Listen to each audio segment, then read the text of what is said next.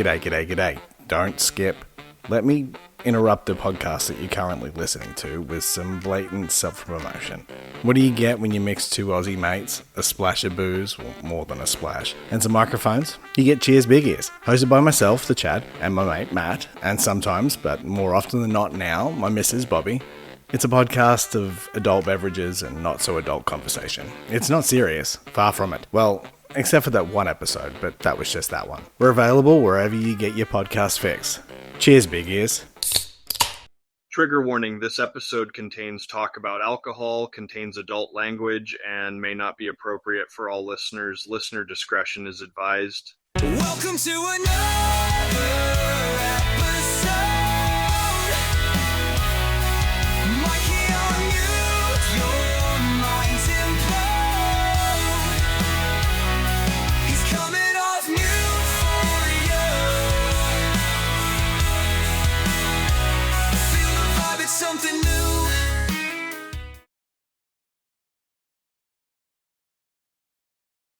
Hey everybody, and welcome to another exciting episode of Mikey on Mute. As always, I'm Mikey, coming off mute to tell you my story with mental health, talk to others, and really keep that conversation going. Today I'm super excited to have one of my biggest supporters and friends on the show here. The podcast that he hosts and you can listen to, it's called Cheers Big Ears. Again, this podcast summed up in one sentence is, there's adult beverages, probably not adult conversations happening. Again, it might sound like a little left, out of left field curveball here for this show. Guys, I'm telling you, this is going to be such a fun time. Ladies and gentlemen, my guest today hails from Newcastle, New South Wales, Australia. Hopefully I said all of that right. Ladies and gentlemen, welcome the Chad. How's it going? G'day, mate. I'm good, thanks. Thank you for having me. It was when I was creating the podcast, that tagline was one of the first things that came in, and it's just stuck, and it's so true. It is. There's no adult conversation in that, except for that one episode. There's one episode. Just the one. I love that you put that in the trailer too. That's there. Just that one episode. I love that. So and. I had to prepare, so I try to do my homework and my research and all that stuff, and I figured there's only one way for me to prepare to have you on the show, and so I grabbed myself an adult beverage. This is my key lime pie sour beer, so I'm going to let's get this going. So just a little Cheers Big Ears for you. Get a little awesome, and even though it is 11:30 in the morning and I've just come off the work, I've got a beer. I had this saved because we were supposed to record an episode, I think about a week ago, going through the trip that we just went on, and we just haven't had time to do it. So it's sitting there, and it was looking at me, and I heard you this morning say that you were going to crack one. So I got to crack one too. It's a Bright Brewery Mountain Juice Hazy Pale Ale. So it feels like I'm doing Cheers Biggies, actually. There we go. Oh fuck, that's good. It's a 5%. It's really too, good. So I'm gonna be drunk as fuck. Oh, 5%. There you go. I didn't even look. Oh shit, this is 8%. We'll see. We'll see how far down the podcast I make it here. So that's awesome. That's awesome. Figured it was suiting. Your show is definitely one that's a little less serious, but in the best way. You talk movies, you talk just life events. Different people have been on it. I mean, you've been doing this now since 2018, I think. So what is it, 7 years of podcasting? That's crazy. I guess I want to know. Yeah. Sorry, I didn't mean to interrupt you there at all. No, it's all right. It's all good. It's all good. It's 7 years, and we only just cracked the 100th episode, which it should have happened a long time ago. But co-host change, COVID, second co-host having kids. It took its time. I eventually got there, but so it's been a long time. Well, things fall into place how they should. 100 episodes is something to be super proud of, regardless of how long it took to get there. That's awesome. Very true. I'm creeping on 20 almost. This will be 19, I believe. So super excited to get to that 20 mark pretty soon. So you should be very proud of your 100.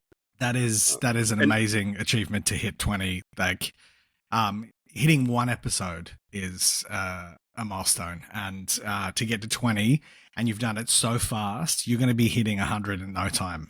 You'll be hitting 1,000. You'll be hitting the big numbers. It has been such a whirlwind starting this podcast. I thought it was going to be something nice and slow that, I'd use it for basically video journaling and maybe that, but it has really taken off, and I can't be more thankful for the support that's been out there, and people want to hear it. It makes it really easy to make episodes when people want to hear it. So. Yeah, for sure.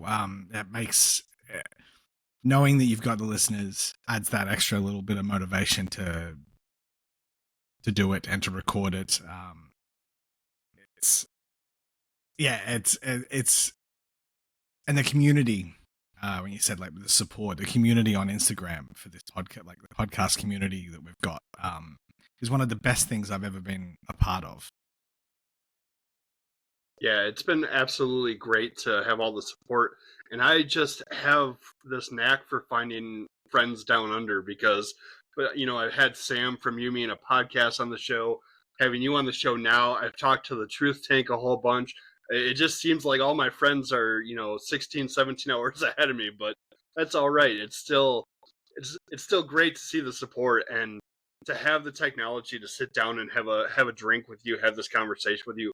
It's super cool. So I'm very thankful for the networking and the friends that have come from it. It's just been so cool. Like, everyone wants to see each other succeed. You see people share to their stories, and I don't know. There's just no room for bullshit and no room for I'm going to tear down this podcast. No, we don't do that around here. We want to support each other. 100% agree. I've got yourself and Tank and Dave from the Three Little Pigs and Danny from What's Your Fave, these voices that when I get these moments where I don't want to record, or which we'll probably talk about at one point, the little confidence goblin that sits on my shoulder, they're all just do it. And I haven't had a negative experience with that community yet on Instagram, and I hope I never do. Yeah, I hope not either. I've seen nothing but positivity, which is what I love to see. I'm really encouraged in listening to your show every time. It feels so effortless, and I know it's not. As somebody that also makes podcasts, it's not effortless to put out content and feel confident in what you want to talk about, but it was definitely one of those shows that at first I was like, I don't know if this will be my kind of podcast. I'm going to give it a try. We'll see how it goes. And then I'm busting out laughing every few minutes. I'm like, oh yeah, I have to subscribe and keep this one going. So that is really, really awesome to hear. Yeah, I love it. And I want to know kind of what the name, and I'm guessing it's more of a culture thing, but the name, Cheers Big Ears, is that more of a phrase that's popular in Australia? Is it something that was more of an inner joke with your friends? Kind of, if you want to explain how that got about. So the original title for the show was going to be called Cheers Mate, and the whole premise was just basically me doing the experience that I would have with my mates at the pub, with all the random conversations that would go pop culture 1 minute and then ridiculous and doing stupid, silly things, and just conversation that we'd have at the pub and just do it in front of microphones. And it was originally Cheers Mate, and there was an episode recorded with one of my mates, and it was just done on phones as a kind of like a test run. And then I think it was, I'm trying to remember where it came from. I think it was just at work, and Cheers Big Ears is a phrase. It's like a toast. And you do your cheers, and you go Cheers Big Ears, and you're the other person usually says "same goes, big nose" or something like that. And I was like, it's just perfect. And so like I do with any title I do, I put it into Google. I wrote "Cheers Big Ears Podcast." Nothing come up, and I was like, yes, I've got to get on that, and that's where it came from. Excellent. That's awesome. And I love that idea of just these are authentic conversations we have, whether it's at the pub or elsewhere, and it really is something that needs to be like I think that a lot of our conversations are worthy of being out there in public and being known. Maybe not all of them. Some of them are pretty stupid, but for the most part, and it's just one of those moments where you can be a little bit more vulnerable and just be around people that know you, enjoy the same things as you. Let go. You don't have to put up a facade or a mask or anything, and just I love that. Just let's talk and be who we are attitude, and I think that's the key to success for any kind of conversation like that.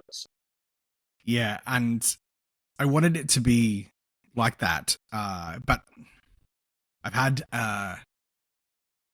some identity crises through these years with the show, because I get to some points where I'm like, do I lean harder into the pop culture side of things, or do I lean harder into topics and stuff? And it eventually just got to the point where whatever it is through the week that I write in my notes and the show notes and stuff, and we sit down, that's what it is.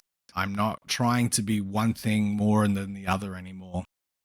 The show is what it is, and I've got to just stop worrying, because there are people that listen. Not enough, but there are people that listen. But Never enough. that group, but that group that do listen is important, and they wouldn't not be listening if they didn't like it. And I've tried some different things over the times. Like we did some audio commentaries at one point to kind of freshen things up, and then I added the weeklies in with Bobby. And then I've worked out just recently, very recently, I've come to the realization that the show is kind of split with two narratives. There's myself and Matt, my mate, my co-host, and it's a little bit more silly. It's we lean harder into pop culture. We do things like waxing on the 100th episode. And we get a little bit more drunk. And then there's this stuff with Bobby, who's my fiance, and a shining guiding light to keep me doing this. If I didn't, I probably would have stopped recording a little while ago. And with her, it is more of our life and our adventures, and some topics, and me just saying things to get her to laugh on the other end of the other side of the table. So that's what I'm rambling.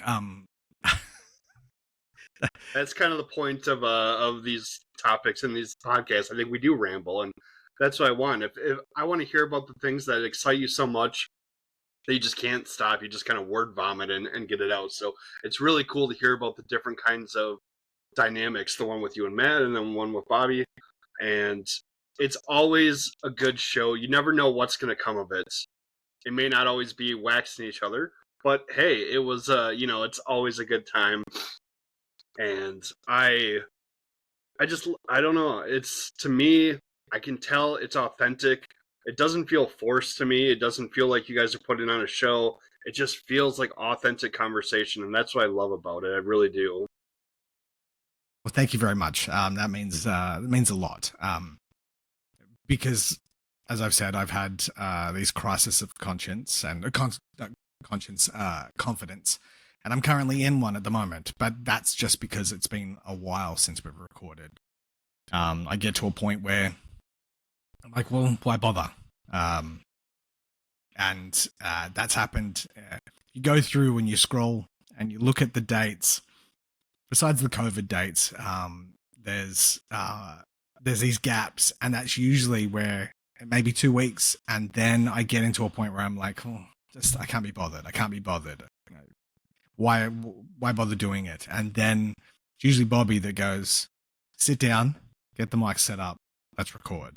or Matt says we're going to record this weekend, and then and I know that it just takes that one recording, and I'm back on again, and I realize, what the fuck am I doing? You love doing it. Not to toot my own horn or pat myself on the back. You're good at doing it, so just do it. And the good thing about this today is, and chatting with you, is the fact that when I finish here, I might even record a solo episode, or when Bobby comes home, I will set up all the mics and we'll record and get back into that consistency that was awesome all the way up until we left on our little adventure.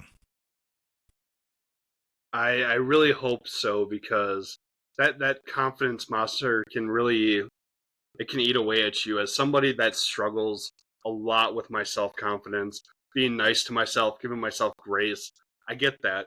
There are a lot of times where, I had to skip a week last week because I wasn't feeling too good, and just someone had canceled, and I started to feel like, well, maybe I should just cancel a few of them and back off. Like, what am I doing? Am I still in the right place that I want to be? And my wife looked at me and she goes, well, is there any evidence like that people want you to stop? Did anyone tell you to stop? And I'm like, no one said that. And she's like, all right, well, then go do it, because people want to hear you talk. So That's exactly it's really, yeah. It gives me confidence in a way, because it's so strange, and I've talked about this before. It can be hard for me to be vulnerable with the people super close to me, like my wife or people like that. But I get on here, I get online, and I can just talk and do the podcast. And I don't know if it's because the people aren't directly in front of me or something, but it gives me some kind of confidence boost. And so I enjoy being able to sit down and talk, which then, if that can help you feel a little bit more confident, our talk can help there. It's just going to snowball into great things for everybody. So I definitely hear you on the confidence thing. You're not alone on that. And I look forward to the bounce back, the episodes that start to come up here after you get back into that. Yeah, that confidence monster that I call my little confidence goblin. It's been around for as long as I can remember. It's always been there, which that stems from bullying as a kid, and growing up the only ginger kid around, and I grew up at a time where being a ginger kid was not fun, and it was not a good experience. That was the first little chinks on my armor, and that kind of just, my hit points went down in the confidence side of things, and it's always been there. I get this little voice like, you're not good at it. Why bother? And that stems to my writing, my the podcast. Really, anything that I do, it's all, there's this shadow over the top of it that I know that it's it stops me, and I've got to shake it because it's stupid. And I have those, like you just said, you have those moments where you sit on the other end and you're recording, and it gives you the confidence. I get the confidence, and I get off here and I'm ready to kick the world in the balls. But then most of the time it's, I hate it. Yeah, I absolutely hate it. I feel you. I am not a fan of it whatsoever.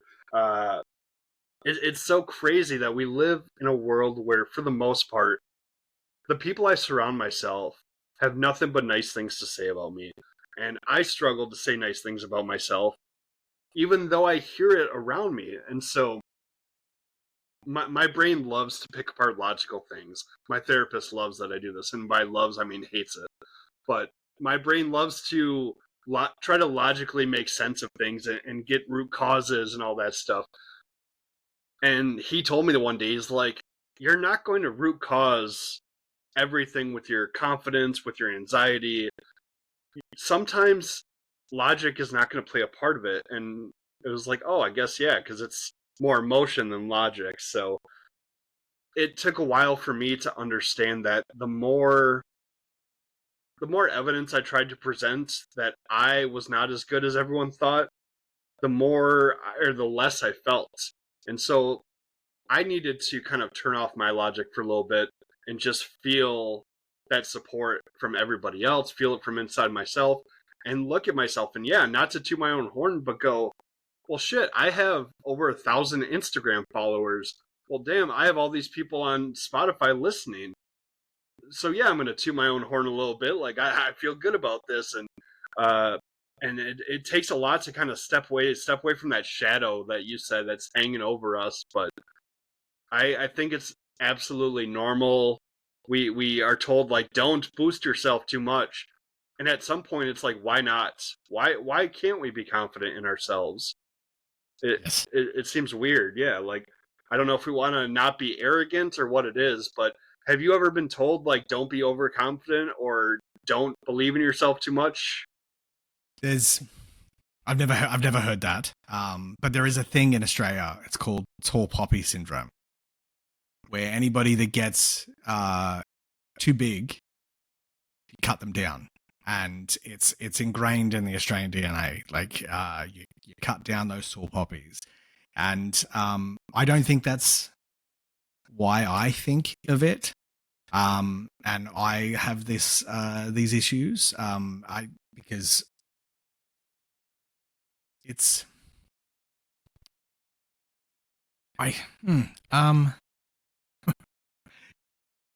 it all stems from like basically the bullying, and I never heard that.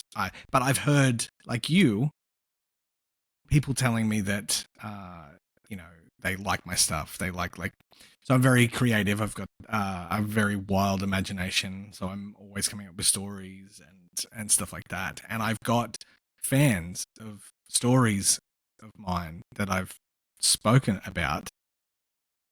I've got fans of ideas, not actual things, and I've got people that are just sitting there waiting for me to write that screenplay, write that book, but it stops me. The confidence thing stops me from doing it because I'll sit down. But then there's also the other thing, which I think maybe some undiagnosed ADD that I think stops me as well. I get to a point where all day I'm coming up with ideas. I'm at work. I put headphones in and I listen to podcasts, and my mind goes off into my imagination and comes up with all these stories. Then I finish work and I get home, and then my brain feels crunchy when I want to sit and try to write. And it's all, yeah. There are all these, it's the worst thing is I'm self-aware about all the hurdles. I know where all they are, and all I got to do is just kick them down or walk around them to get to the goal, but I just can't deviate. I can't turn, I'm like Zoolander, I can't turn left. Is it right? Great reference. Oh man, it's been so long I can't correct you with full confidence.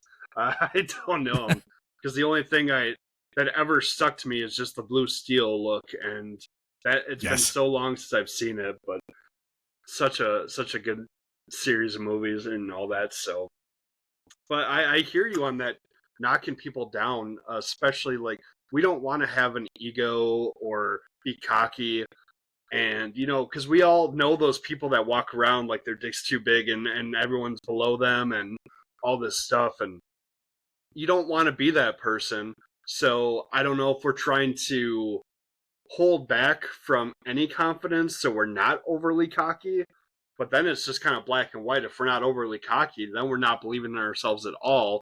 It's like there's no room in that gray area for us. And at least for me, I don't know. I find that a lot. Like, I don't want to I don't want to have these actions of the typical bad man, like, that use women for one thing and act like this and are all cocky. But I think it causes me to overthink so much that I can't just exist.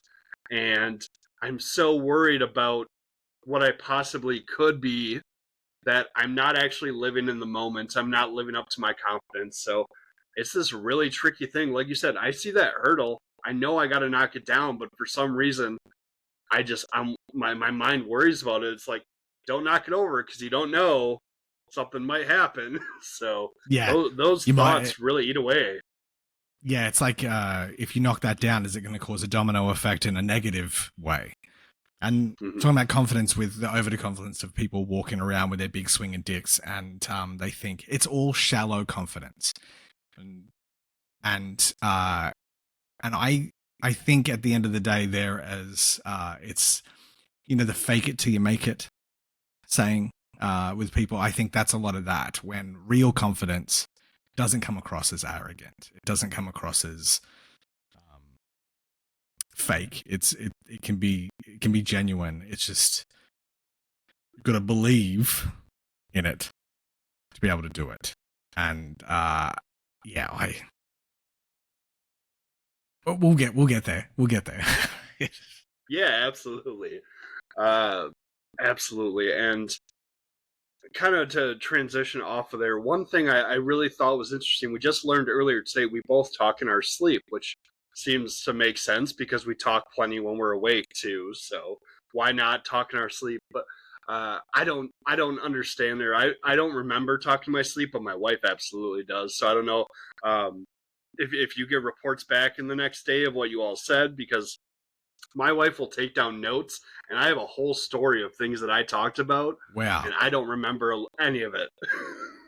that's crazy. Well, see, my talking in the sleep used to be a lot more prevalent when I was younger. Hmm. It's not really. It's more gibberish that I do now. If I'm not snoring, because I had a deviated septum and I snore like a dying walrus, and in between that, it's these little like.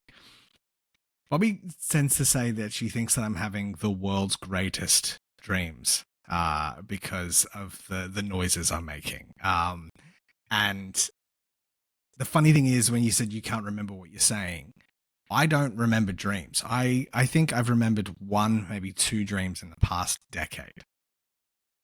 For me, sleep is closing my eyes, waking up. The alarm goes off and I wake up. I don't remember anything in between. My time travel. So yeah, I don't know what it is. I don't know what these little words and stuff. I wish I was saying full sentences. And she could document me. That's really, really cool that you get to experience that. It's so strange. I'll wake up and it'll be a whole, she had like pull out her phone and she'll just start talking to me about this conversation. I'm like, those are not things I would say normally. So I'm very confused about where they're coming from. I don't remember dreams either.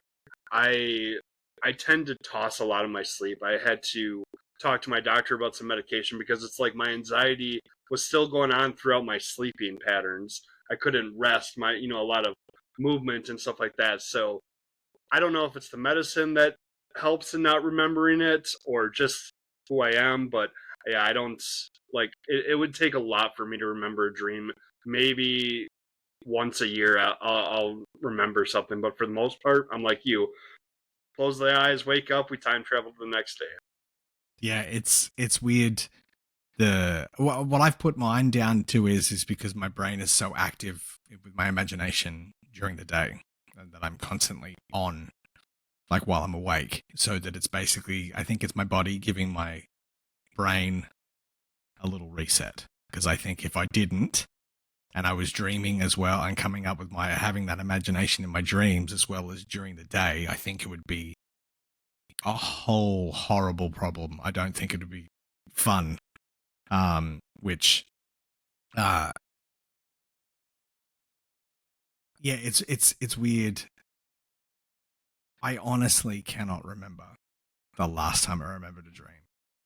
I wish sometimes I do wish that I could remember it because I could maybe I could take something from the dream and insert it into an idea or a story. But yeah, it's weird. Talking about tossing and turning, I sleep very weirdly sometimes. I sometimes have slept with my legs crossed, like I'm sitting on a chair with my foot up on my knee, or I sit with my knees up. One time she turned over and I had my legs crossed like I was sitting on the floor, but laying on my side. One of my back is screwed. That I sleep like pretzel. And you're saying about like anxiety. I'm going through a whole bunch of anxiety at the moment. I have my motorcycle license, so I have a little had a little scooter that got stolen from me at the end of last year at work. Yeah. So I'm currently in the process of saving to get a new bike, but I got my learners for a car, and I'm currently learning to drive, and my anxiety is through the roof when I'm behind the wheel of a car. It is ridiculous. The fact that I can be on a motorcycle in traffic and have no problems in the world, and I'm as anxious as I am in a car, it does like Bobby doesn't understand it. She doesn't understand why I'm so anxious, because I'm a lot safer. But it's weird. It's the only real anxiety that I kind of that I have is currently just in these moments. So bad, so like that I have gotten out of the car and I'm sweating and I've tensed up so much I'm giving myself a headache. From it. It's ridiculous. It's crazy how physical symptoms come out. I sweat on my sides. Whenever I get super anxious or nervous, for some reason my sides start to sweat. And I'm like, no other time are you sweating there except for when I'm anxious. So, like, is that your purpose? Yeah, wow. Do you just serve the sweat to tell me I'm anxious? But I think it would be the other way around for me because I've only driven cars. So I would have a lot of anxiety trying to drive a scooter or a motorcycle. Uh, I get that because like a car to me, four wheels on the ground makes sense. It's safe, and I don't know how I would deal. So, but you, I mean, all you knew was driving on two wheels, and so it makes sense that you felt safe after being like that for so long. This is a new adventure, so first off, kudos to you for learning and putting yourself out in that position to learn. That's huge. And just know that your anxiety is valid. Like, this is a new experience. It's okay to have some anxiety about it. Which the where it all stems from, I think, what I think it's from is the fact that I've got all this extra space. So when I'm on the motorcycle, it's just I've got like a foot and a half in front of me, 2 feet behind me, and I've got nothing at my sides. Where the car, I've got all this length straight out, length at the side, length at the back, and I'm not used to that level of distance to navigate around on the roads. And then I'm sitting in there and I'm so tense that I'm surprised there isn't claw marks in the steering wheel from me grabbing onto it so tightly, and a chicken wing, like, and I'm spying. Bobby keeps telling me, just breathe. I've got to relax. But as soon as I get behind that wheel, it just goes to 100.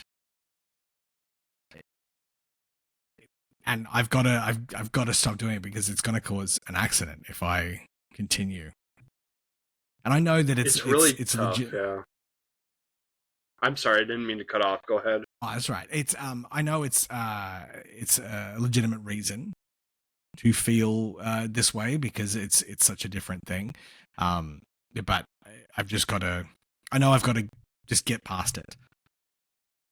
And I've only probably driven 5 times, so I'm still very, very early on in the process. So it's going to go as I get better. Practice makes perfect. But at the moment, it's the most anxiety I've ever had in my entire life. And I get nervous, and there's a level of anxiety and nervousness with some new experiences. But this is intense. I don't want it ever. Once this is done, I want it gone. I never want it fucking near me ever again. I get you. It's crazy the different types because with anxiety even. So my wife has what's called agoraphobia, and it's hard for her to go out of the house certain places and be in certain areas where there's not an easy exit for her to get out of. And so other than that, things don't really bother her. She's pretty much like, hey, if it doesn't matter in 5 months, it's not going to matter in 5 minutes. She's cool. Everything's good there. I have generalized anxiety disorder where my body's just on fight or flight like constantly. And Right. so she doesn't understand, like, the things that make me anxious don't make her anxious, and vice versa. I have no problem with going out and going places, and it doesn't matter if I sit in a farther booth. Whereas to her, that's the end of the world for that moment. So it's interesting to see how we have all these different anxieties, and I don't. No one ever told us like about it. At least growing up for me, I wasn't told that there would be like different kinds of experiences with mental health. Mental health when we were growing up, like it was a big joke. We made fun of people and talked about them being in straitjackets, and it was something that I got to take some accountability because I made fun of a lot of people and said a lot of things about mental health. I didn't understand it. I wasn't told.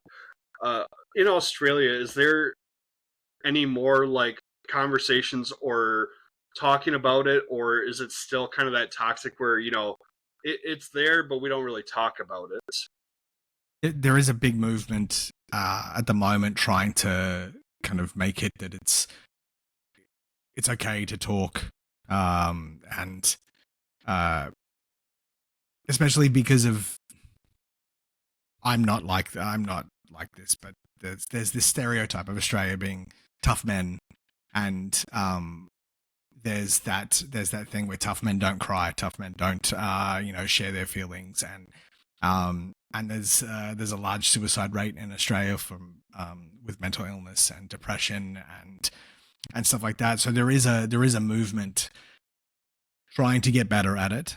I have always been around kind of mental health type situations. I've had friends that have had really bad depression, that have like spiraled very close to that dark end. But I've also I'm the son of a paranoid schizophrenic, and so I was around that when I was a kid. So I experienced the way to describe it is I was a kid. It was a very Arkham Asylum type situation. I have vivid memories of going and visiting. It happened, I think I was about 6 or 7, maybe a little bit younger, going to visit, and it was like a scene from a movie in the 80s, or like I was waiting for the Joker to pop out at one point. It was the facility it legitimately looked like an old movie type now, where it's very clinical and it's more like a hospital than like the way it used to be. So yeah, I've always been like, for probably, I'm 43, so I'd say 2020 died, so probably about a good solid 25, maybe 30 years I've experienced. I've been around it. So yeah, I've never really experienced, other than the anxiety and not seasonal depression, just I think any depression that I had over my life has been kind of stemmed from loneliness. Sure. More situational. And then the confidence thing kind of comes into that as well, which can play up those levels. But other than that, I've never had anything of my own. But yeah, that's I think it's the first time I've ever talked about that, the childhood stuff, on a podcast. So look at you. Well, I appreciate you opening up. It means a lot that you feel safe enough to talk about that. It's really cool to share these things and to learn about you more and that experience. I think you have a unique perspective growing up with that as something that you were almost used to because it was a part of your everyday life. And so I think it's hard for people that maybe worry that, hey, I've never really had mental illness and I don't know that many people that do, and they feel this guilt, like they can't support, or they can't do anything, or they should have something wrong with them. And the case is, there are plenty of people out there that talking about it is the support that they need. I don't need you to understand all the things that I've gone through for you to be a good support system, and vice versa. And so I really just want to make sure, like, part of the reason I do these conversations is, one, to make sure we make it less taboo to talk about things like that. But two, I figure the more real, raw, organic conversations I have, hopefully that'll snowball and people just have that. And like you said, when maybe it's at a pub, or maybe, you're hanging out with friends playing video games or something like that, and it just naturally comes out as a support system. I think we all just need to be a little bit more open and understanding, and talk a little bit more. And that's tough when we're raised, you don't talk about this kind of stuff. Don't do that. Yeah. And It's hard. it's really hard growing up like that, but it's also I'm a very emotional person. So a lot of, like, for me, like, my entire life, I can cry at the drop of a hat. There's jokes, and we joke about it on the podcast, that me watching a trailer will make me cry. So like, there's that, but then I'm very I can be very, like, the emotion can come very quickly.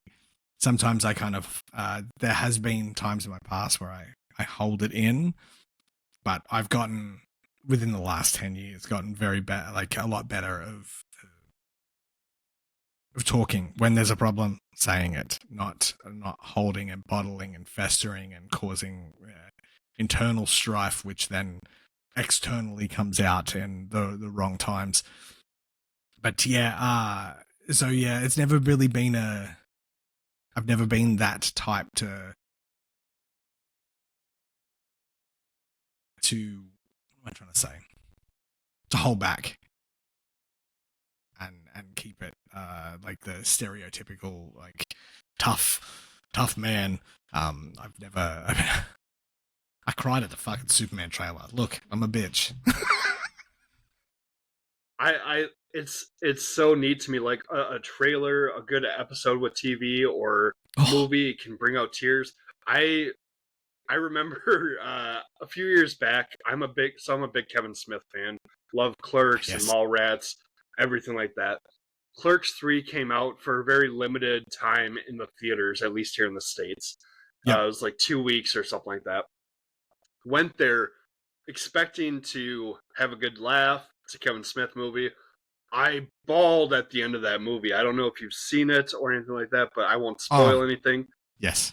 Just so many emotions, and the lights come up in the theater, and I'm all these people, and I'm just like crying hardcore. And I think that's a real big, like, hey, you did good with your art if you can invoke that kind of reaction to somebody, whether it's music or TV, movies, anything like that. I think getting people with emotion is a good thing. So to me, that's a good sign. If I see somebody crying over something, it means that they got touched in a certain way, and not in a way that we have to contact anybody, but in an emotional way. Yeah, one of the biggest. Yeah, I remember. I'm a big Kevin Smith fan too. So I had the exact same reaction to that movie, sitting on the couch when it. Yeah. But for me, one of the biggest moments that whenever I talk about it is, I'm a big geek, comic book guy from back in the day. I've got the Ninja Turtles tattooed on my arm, so that's my heart, my real kind of heart and soul. And Avengers Endgame, I went and saw that in the theater by myself opening day. And there's moments in that movie where I was sobbing in the corner, like a family member had just died. So yeah, when I do cry on certain TV shows and stuff like that, especially like comic book related stuff, it's because it's happiness. I never thought I'd get to see this, and I'm seeing it, and it's fucking awesome. Yeah. I remember just for me, one of my favorite things, like, because we all know it's hard when you go from comics or books or anything to TV or film. There's going to be changes. There's going to be things left out. Uh, but when I watched, I'm a big fan of zombie things, so Walking Dead was always really, really up my alley for me.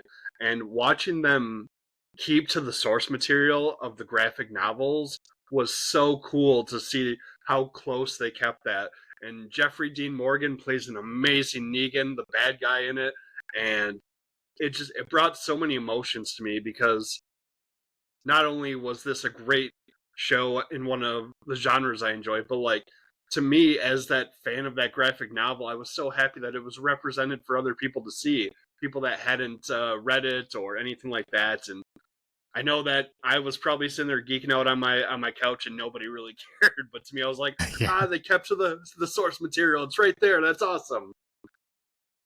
It's funny, Bobby and I are doing a rewatch of Stranger Things in the lead up for the next season.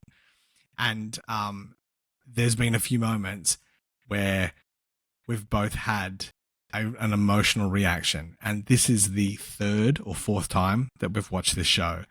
And it's always at the same points. I can tell you we're at season 4, episode 4. And I know exactly when it's going to come. And I know, like, I'm prepared. I'm prepared to sit and let it happen. And there's movies where it's like, I've seen a movie a million times and I will cry at the exact same point every single time. And there's shows, Lost, season where, spoilers, Charlie dies. I know it's coming, but it happens every single time. And that's, yeah, as you said, that's a mark of great writing, great filmmaking, to elicit that reaction, especially to elicit that reaction every time. Yeah. It's one that sticks with you. And like you said, you can prepare yourself, you know when it's going to happen, but it still hits you in that certain way. And so those are those moments. And I see it in movies, I see it in film, I see it in music. Whenever someone's like, what kind of music do you like? My genres are all over the place. I'll listen to anything. But if the lyrics speak to me, I'm fully in. That's why I'll jump all over. I got 90s hip hop leading into musical theater, leading into, alternative rock, and all over the place. But if those lyrics speak to me, I'm all in. And I think that's just, I understand, there's a time and a place for a good, bop and a beats and everything like that. But like, I want something that's going to tell me a story. And I think that it's really hard sometimes, especially nowadays in some certain kind of music settings, to get a story to be told when really you're just trying to sell a beat or anything like that. So major props to anyone that can still elicit, like, you listen to a song and it just, you have to sit there for a minute and go, oh shit, like that hit. I'm gonna get on my old man soapbox, but 95% of the music that's currently out today is fucking garbage. And I don't know how it's even produced. There's a limit, and sometimes some people should just not have auto tune. No, if you need to use it, you're not a singer. Don't even bother. Music doesn't. I'm not a big. I love music. I'm a metalhead. Wearing an Iron Maiden t-shirt. It's a thing I love, but it's not something that that all encompasses who I am. So I don't get overly emotional with music. I use music as sometimes there's specific genres that get me in the right frame of mind if I'm creating specific genres. And I used to be all locked in on just like metal, but I listen to when I cook, I put jazz on. I listen to a lot of synthwave stuff. A lot of it is for me. It's most of the genres outside of my love of metal is just to get me in the right creative mindset, and then I'll go from there. And like being emotional with music, there's one time that I can remember that it actually did make me cry, but that was because I was getting to finally see one of my favorite bands. So last year I went and saw The Darkness, the British kind of glam rock band, and it was the 20-year anniversary of Permission to Land, their first album. And I played that album ad nauseum. And I used to sing I Believe in a Thing Called Love at karaoke. It was my stuff. So, and every time they'd come to Newcastle or they'd been in Sydney, I'd miss them. And Bob knew that. And as soon as they came, she got the tickets and I went, she got them for my birthday and we went. That's when I cried. I was hearing that song live after, 20 years of loving this album. That's the only kind of time that I could tell you that music made me kind of get emotional. Yeah, it can definitely have a different response for everybody. And I love hearing the stories that led to that. So thank you for sharing that story with me. I really appreciate that. I really want to kind of turn the mic around here. One thing I told myself when I was going to start doing interviews, because I was doing solo episodes and I could control that entire narrative. And part of me said, I don't know if I'm growing, if I'm controlling the entire narrative. So I like to turn and go, is there anything that you want to ask me that has piqued your interest, whether it's in this conversation or our friendship online, or just a general question about maybe something, with the States or anything? But is there anything random on the top of your head that you feel like asking me currently? Okay, so there's... I'm not gonna jump in and go, how's the political climate in the United States at the moment? Because that's a powder keg of a conversation, and so we're seeing it. We know. We're sorry. It is. I have friends, everyone in Australia, and then I talk to a lot of Canadian podcasters, and every one of them all are the same. Like, we see you. We're sorry. We wish we could do more. And I'm like, I appreciate your kind words. I really do. I wish there's more I could do, but it's gonna be interesting. So we'll see how things go. Without me going on I could probably go on like a couple hours worth tangent. But we'll kind of skip over that one maybe. Yeah, we'll table that one for like a more politically charged conversation. Yeah. It's probably best to be off mic, so you don't lose any. Maybe a couple more drinks in too, and then we'll start talking. But podcasting, when you started, like the process of starting. How did you go about it? I know for me, I did a lot of research and was just getting the right bits of equipment.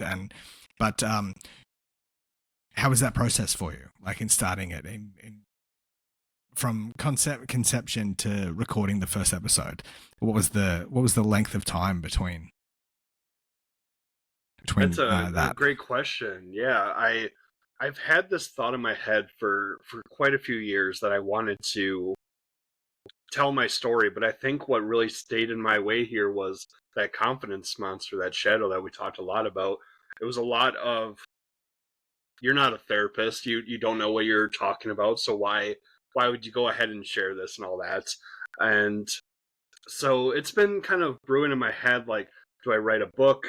Do I do something else? How do I get this out? Because writing in a journal each day does not work for me. I know it works for some people, but like, I can't sit down and journal my thoughts for the day.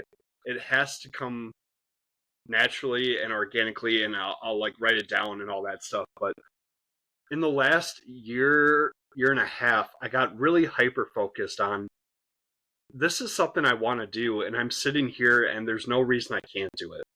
I kept hearing that voice that told me that, don't do it. But it was like, okay, I'm just going to research it. I'm going to look up, how do people host it?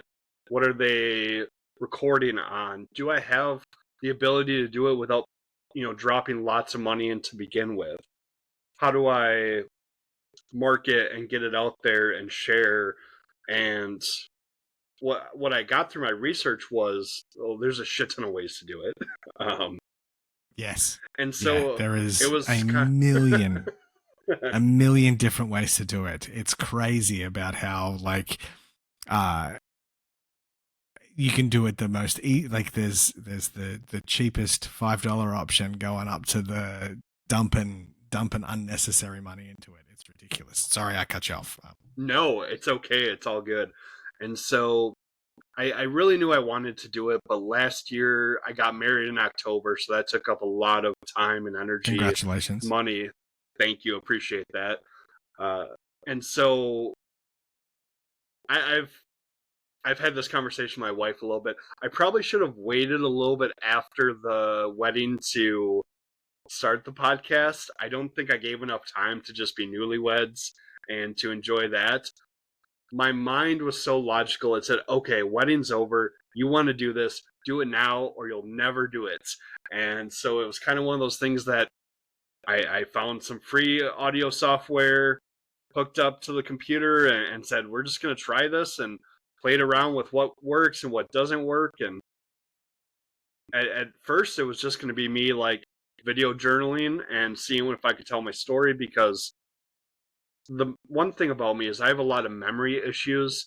I don't know if it's mental health related or not, but I will just be missing pieces of things that happened. And some of it is from suppressing emotions and not wanting to feel certain things, like when mom passed and everything like that, and shoving that down. But otherwise, I don't know. There'd just be these moments where I miss. So I wanted to tell the story in hopes that it would jog my memory a little bit. The more I talked about it, maybe I'll start remembering more things. And so I start telling this story, and it's coming out like a book almost. And I'm recording this, and I really kept hearing that confidence monster saying, like, you're going to tell your story and then what? Like, what's going to happen? But I saw so much support. People were reaching out, and I got a message probably after the first couple episodes. Somebody I've never met before, they just found me on Instagram, and they sent me a message, and they said, hey, your story is meaning something to me. Like, I'm on the edge of my seat. I want to know what happens next. And they just were so kind, and that kind of drove me. Said, okay, people are listening. I want to keep doing this. It's going to be fun. And now it's like, hey, now that I've told part of my story, there's got to be tons of people out there that don't tell their sides, that don't get their stuff out there. So let's just find people that I organically connect with and record it. And if people enjoy it, awesome. If not, I don't know, skip that episode, man. It's nothing off my back. I've enjoyed every conversation that I've had now. This will be, I think, the 7th interview I've done. And every one, I learned different perspective. I get to learn more about other people. I've had some people say, like, just sitting down and talking to you, I was able to, like, Sam from You Mean a Podcast said he was able to be a little bit more vulnerable. He just felt comfortable talking to me. That's and awesome. For you to be able to share something earlier that you've never shared on a podcast, and those are the moments that make it, okay, I'm on the right track. This is what I want to do. I'm excited for it. And so that's my very long tangent of why I started the podcast. That's amazing. And the one thing I'll say to your confidence monster that asked you that very rude question of and then what?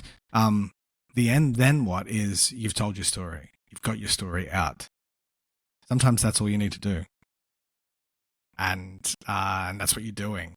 Have you ever, like, the journaling side of things and to release a book, have you ever thought of, as a side kind of project, record those thoughts as doing as a video journal, and then transcribing those video journals, and then just printing it out and releasing it that way, and then you don't have to actually write it. You're just sitting, talking, and then you can transcribe it from that. Is that something that you think you could do? I've never even thought about that, but that is definitely something that I could do. I appreciate bringing that up.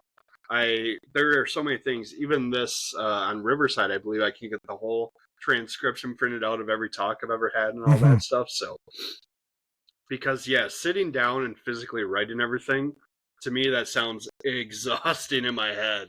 Like I don't want to, I don't want to do that. So, thankfully, we live in this crazy world where everything's recorded and AI is probably going to take over.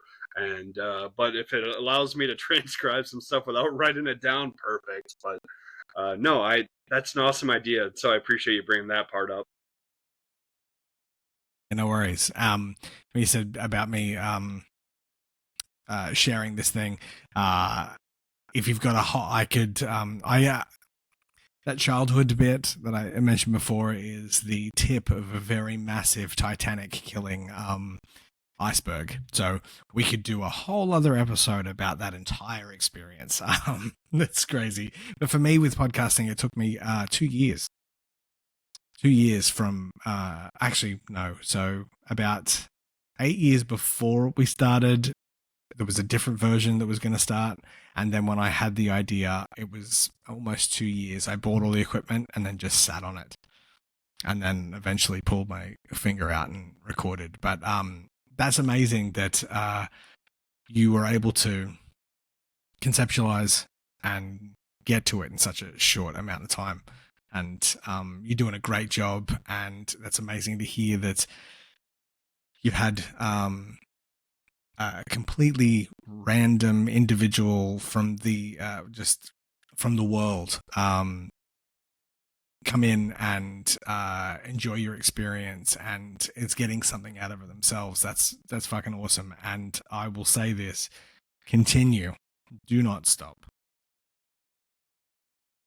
I cannot thank you enough for your kind words. Like that means so much to me. I've said to you a few times that you're such a big supporter and one of my best friends on this support system and networking that we're doing.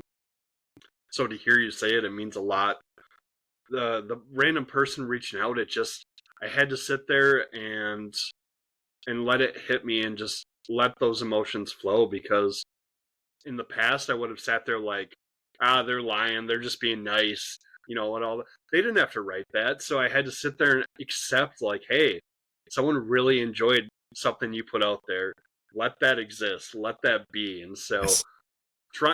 I'm trying to take in these nice things and let them be. And so it's super cool. And huge congrats to you for reaching over 100 episodes. I am Thank super you. excited to hear more. I guess before we start, giving the listeners all the places they can catch you, other questions, anything else you wanted to discuss? I mean, we could We probably could sit here fucking and talk for hours. 100%. I'm just trying to think.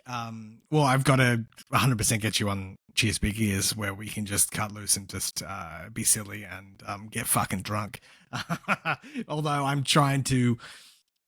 The early version of the show was very, very drunk. Those very early episodes, it's taken a little bit of a backseat to being absolutely blitzed now. But I'm trying to think. It was something there was something that I was going to ask you, and for the life of me, my old brain is just it's completely just sieved right out. It'll probably pop in as soon as we stop recording and go offline. Oh, It'll be like, oh, by the 100%. way. Yeah. Oh, man. Have you got any? So I saw that you've got some spots. Have you got some cool interviews coming up? Without spoiling your future plans, you getting all your dates locked in? I am. I had to do some rescheduling for a few things. Like I said, between not feeling well and people had other obligations come up. I have some authors coming up that I'm super excited to talk to. That's amazing. I'm going to do a guest spot on one of my favorite mental health podcasts called Rough Edges Podcast. I'm doing an interview next month for that. Super excited there. I have a lot of leads, at least like conversations in the making. So, and I'm excited because I have an idea for the 20th episode. I'm going to do a solo episode. And I have a pretty exciting idea to work on that kind of extends from my story. So lots of cool things coming. I'm going to keep talking to other people. Like I said, I learned so much, and I think the more we talk, the more we connect and become more united with people. And I think the world needs more of that. The world needs more of people being real and honest and together. And so definitely excited to be on Cheers Big Ears. Really hoping to get my passport this year. I don't have a passport, so it's on the list. Yes. And then see if I can make the nice long trip over there. Since I have so many friends in Australia, I got to make my way over there. So Yeah, for sure. That'd be amazing. Just talking about passports. Where I for honeymoons and stuff. I had a passport that had expired, and I was looking at it. And Australia, we're the lucky country of the most expensive passport in the world. It's $410 Australian, which ooh, it's probably, I'd say, maybe about 360 ish US. Yeah, it's fucked. But the other thing I would like to say to you is, you are a great interviewer. You're a genuine interviewer. Continue to interview. Continue to do the podcast. Do not let your confidence monster fucking rear its ugly head. And if it does, grab it, choke it, cut its head off, and bury it separately so it can't crawl back together and reanimate and come and haunt you again. Continue to do that, because the world needs more podcasts like this. They don't need drunk podcasts. They need podcasts that mean something and do something, and that's what this podcast is. Thank you for having me on. I hope that I didn't ramble, and I hope actually the audio was okay, because there was a fucking really annoying noise outside, and I hope it didn't completely biff my side of the audio. If it has, I apologize. it sounded good while I'm talking, so I'm sure it'll work out. And we live in a nice age where we can manipulate a few things and make it clean up a little bit, I'm sure. So everyone listening to the podcast, first off, huge thank you to the chat for being on here. Check out on Instagram, Cheers Big Ear Podcast. If you want some merch, you're going to go to ginjaninjastudio.com. That is GINJANINJA studio.com. On Facebook, on Facebook, find Cheers Big Ears Ginja Ninja Studios. Find the podcast on Spotify, and I believe you're even on TikTok under Cheers Big Ears Podcast. So we lots of places to find you. Yeah, I'm trying to do some more video content. And I've actually got a nice little backdrop coming to do a new actual physical person profile photo, like cover image now. I think it's time. I think, I've been around for 7 years. It's time to actually put the face out a little bit more. But yeah, so yeah, hit all those things. Follow us on all the socials. There's a link tree in there, I think, which has got them all as well. And if you guys are following me on Instagram, I flood my story with anyone I'm listening to at that moment during the day, because I work from home, so I'm just constantly listening to podcasts all day long. So, and if I enjoy it, I'm sharing it out. So watch it. I'm going to be sending it out there. Again, Chad, I appreciate you being on the show here. Can't thank you enough. And I look forward to this friendship. I really look forward to us being able to stay in contact, talk more shit. Be on your show, and catch back up where we can. So again, just a huge gratitude to you for being here. Thank you very much for having me be on the show, and I look forward to all that as well, like having you on Cheers, continuing to message back and forward, and building the relationship as two podcasters and two friends from different countries. I've had an absolute blast. I hope your listeners enjoy hearing my stupid voice. I know they will enjoy you. So, listeners, before I let this 8% alcohol get to my head and probably start rambling about things I shouldn't talk about before I get canceled or something like that, this is Mikey going back on mute. Cheers, everybody. This episode of Mikey on Mute is brought to you by Little Jerk Society. Little Jerk Society is a clothing company fueled by the raw energy of creative rebellion, celebrating those who march to the beat of their own drum. They care deeply about mental health and believe in a world where everyone can thrive, regardless of their challenges.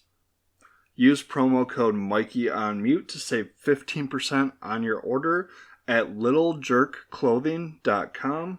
Again, that's littlejerkclothing.com. And remember, use promo code MikeyOnMute, all one word, to save yourself 15%. Go off and make a change.